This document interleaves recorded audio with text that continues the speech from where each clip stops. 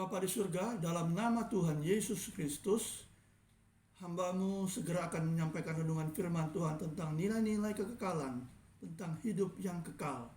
Bapa, urapi hamba-Mu dengan urapan Roh Kudus-Mu, sehingga firman Tuhan diberitakan dengan benar, berani, dan sungguh-sungguh.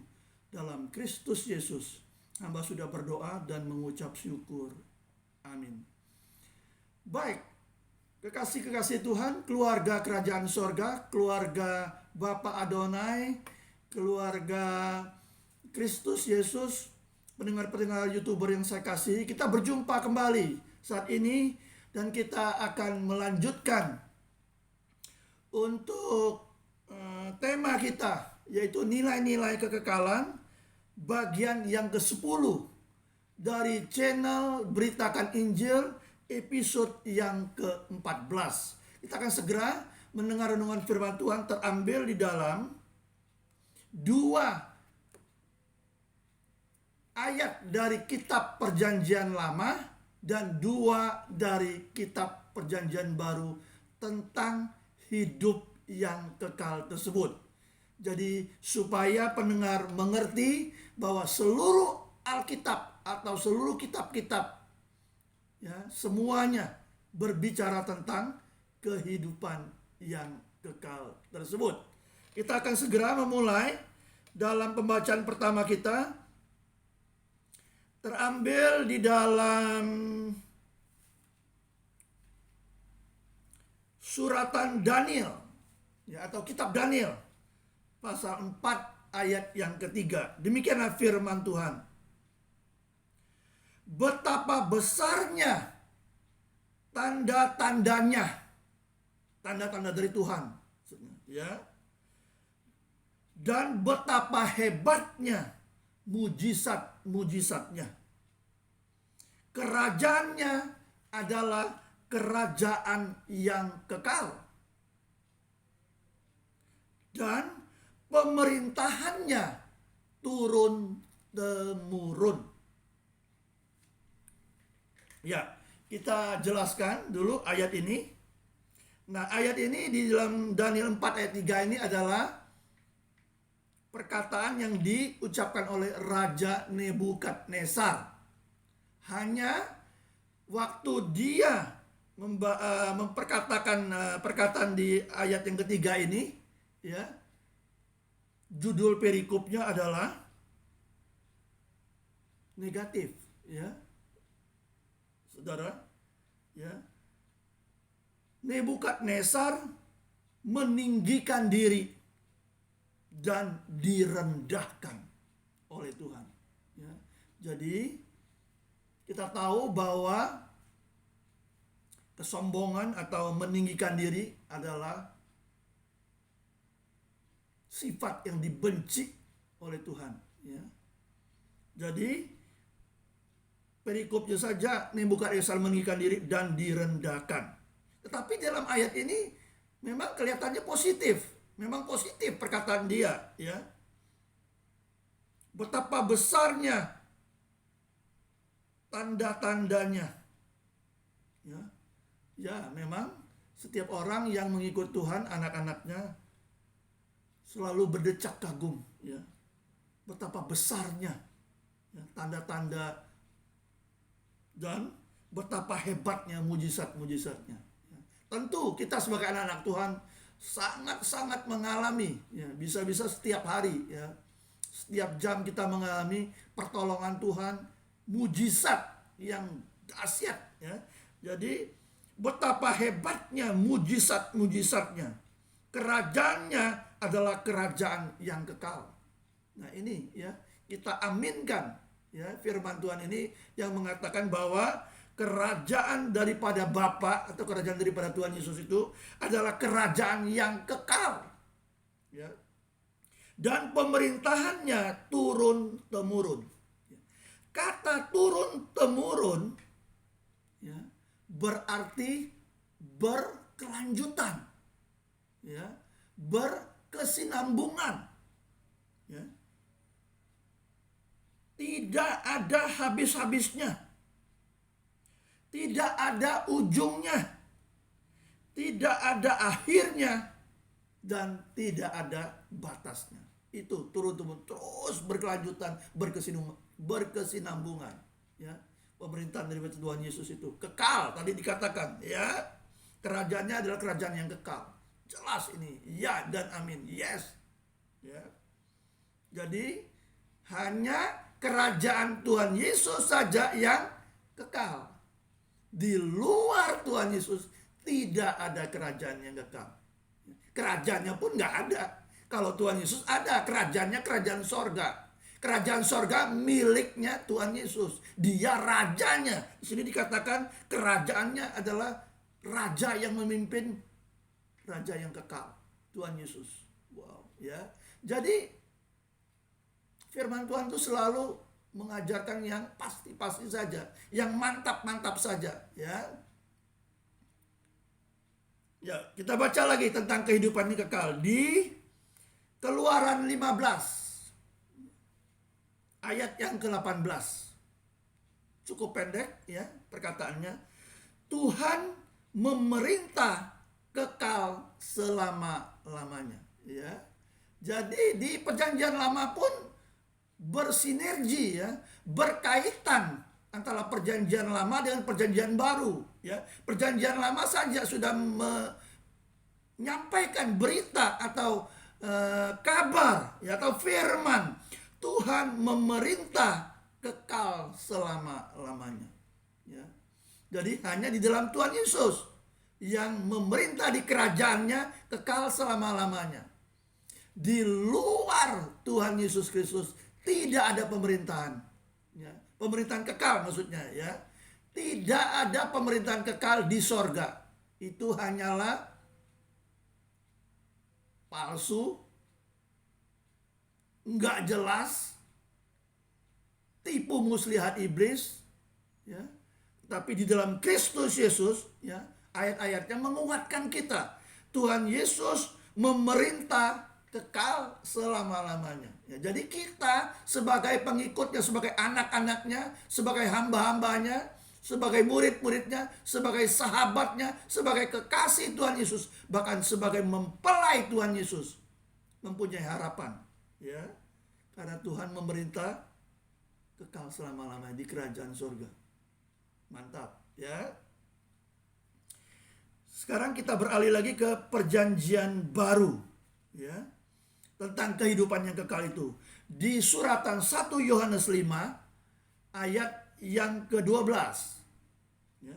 Ini dua ayat dari perjanjian baru ini mantap, ya, keren abis, ya, tentang kehidupan yang kekal. Tolong disimak, ya.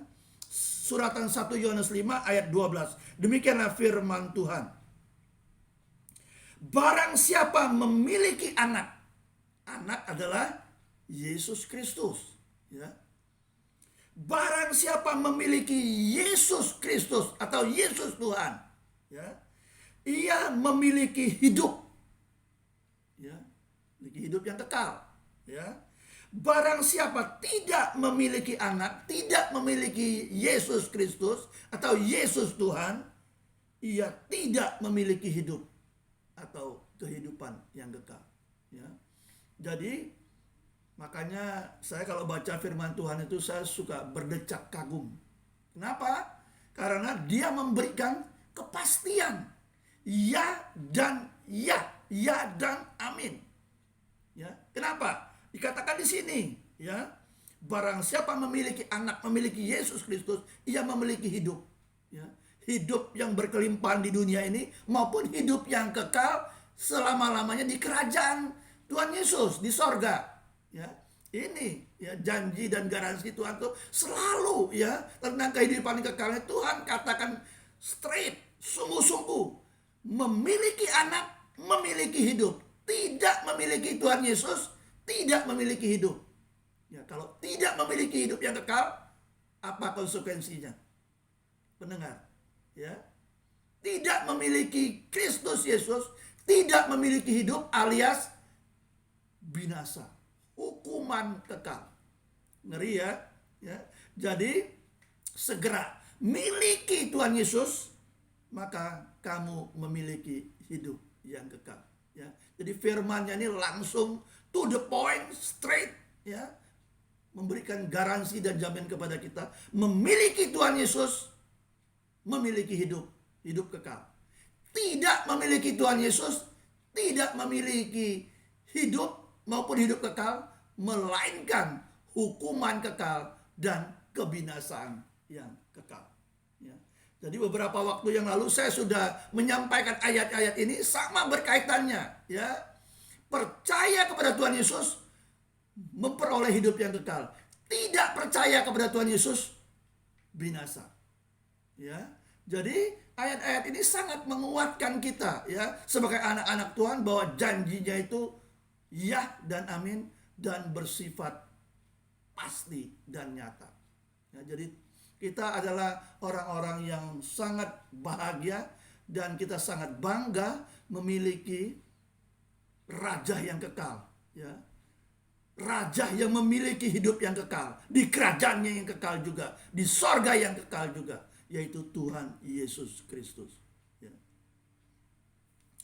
Sebagai ayat yang terakhir, kita akan baca di 1 Petrus 1 ayat 23. Nah, di dalam ayat ini nanti apabila renungan ini diupload ke YouTube, ya, di layar HP Android Anda, pada waktu Anda mendengar renungan saya ini, Anda akan mendapat kata-kata, ya, kata-kata emas atau kata-kata mutiara di dalam ayat 1 Petrus 1 ayat 23.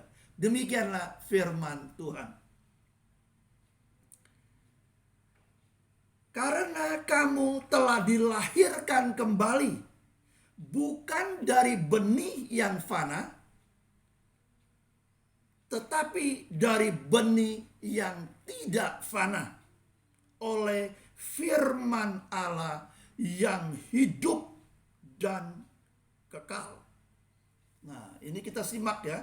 Ini ayat sangat bagus sekali, sangat keren banget, ya. Karena kamu telah dilahirkan kembali.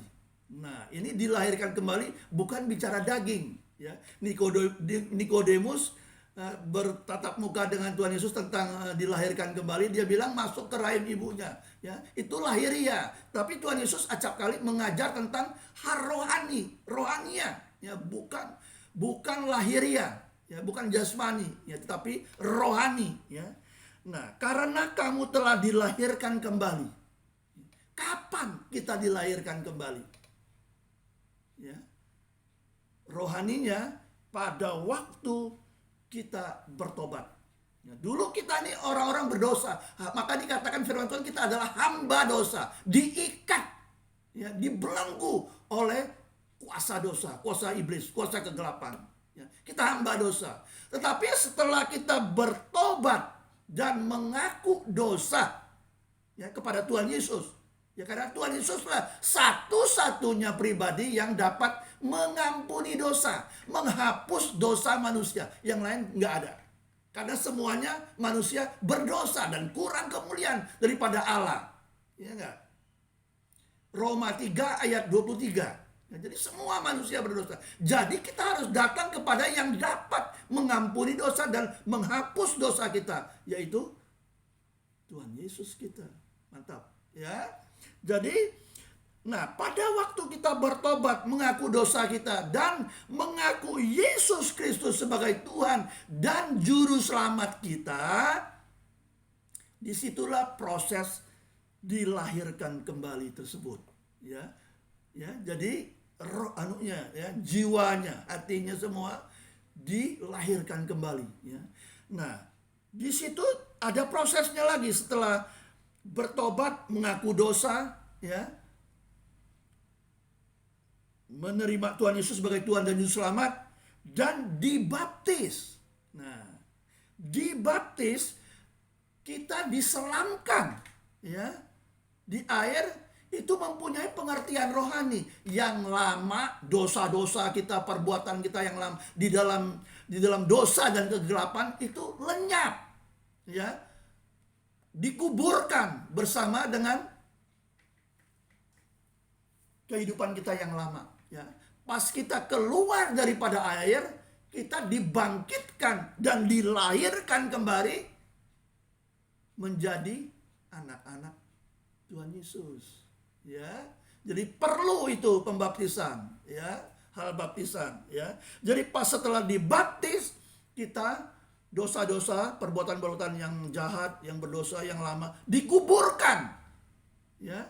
Dan pas waktu kita bangkit dari air, keluar dari air, kita menjadi ciptaan yang baru. Kita dilahirkan, ya, menjadi anak-anak Tuhan. Kita disahkan, dimeteraikan, ya, dibenarkan oleh Tuhan menjadi anak-anaknya. Ya, jadi karena kamu telah dilahirkan kembali bukan dari benih yang fana. Nah, pada waktu kita lahir di dunia sebagai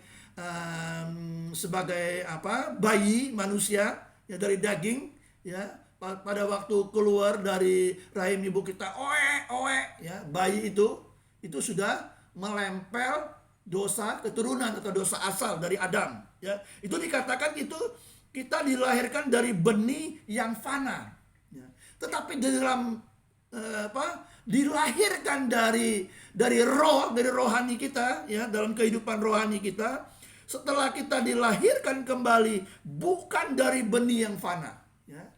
Jadi setiap orang yang lahir baru di dalam Kristus Yesus, dia dilahirkan kembali dari benih yang tidak fana.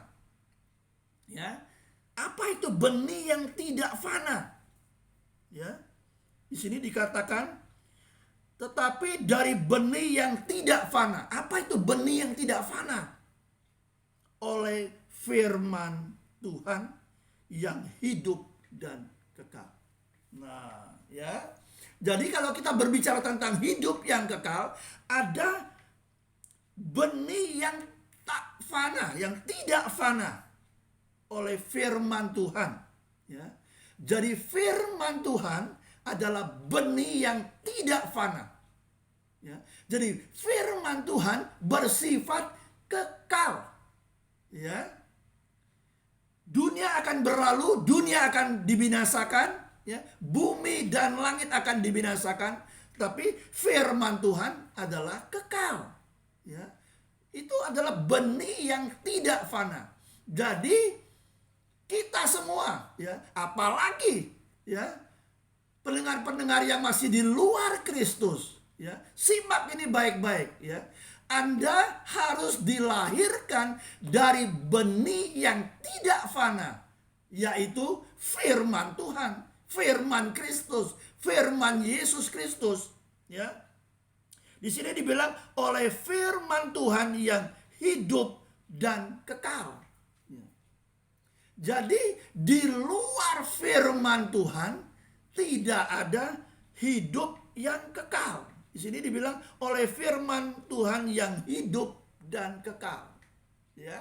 Jadi firman Tuhan itu satu ayat dari ayat yang lain, ya, dari kitab yang lain maupun suratan yang lain, itu selalu bersinergi, berhubungan, berkaitan, ya, memberikan kepastian, kekuatan kepada kita bahwa, ya, oleh firman Tuhan yang hidup dan yang kekal, ya. Mantap, ya. Jadi kita sekarang hidup sebagai manusia di dalam daging, dilahirkan dari tubuh yang fana, ya, bisa lenyap, berlalu, hilang, pergi, binasa, ya. Tapi kita harus dilahirkan kembali oleh benih yang tidak fana, yaitu firman Tuhan yang hidup dan kekal. Jelas? Jelas, ya. Jadi berbahagialah anak-anak Tuhan, pengikut-pengikut Tuhan, murid-murid Tuhan, sahabat Tuhan, kekasih Tuhan, mempelai Kristus Tuhan yang hidup di dalam iman kepada Kristus Yesus, ya.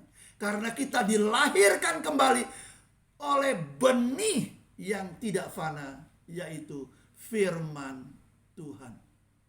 Mantap, ya. Karena firman Tuhan itulah yang akan memberi kepada kita hidup yang kekal. Di luar firman Tuhan tidak ada kehidupan yang kekal. Adanya kebinasaan yang abadi bukan, kengerian yang abadi bukan, ya. Berkali-kali saya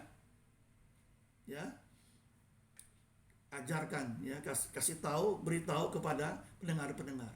Ambil cepat keputusan, lahir kembali daripada benih yang tidak fana, yaitu firman Tuhan yang hidup dan yang kekal. Ambil keputusan untuk bertobat, mengaku dosa, mengaku Tuhan Yesus sebagai Tuhan dan Juru Selamat, dan dibaptis. Itu untuk proses awalnya. Setelah itu mengikuti perintah-perintah Tuhan di dalam firman-Nya, menjadi pelaku firman.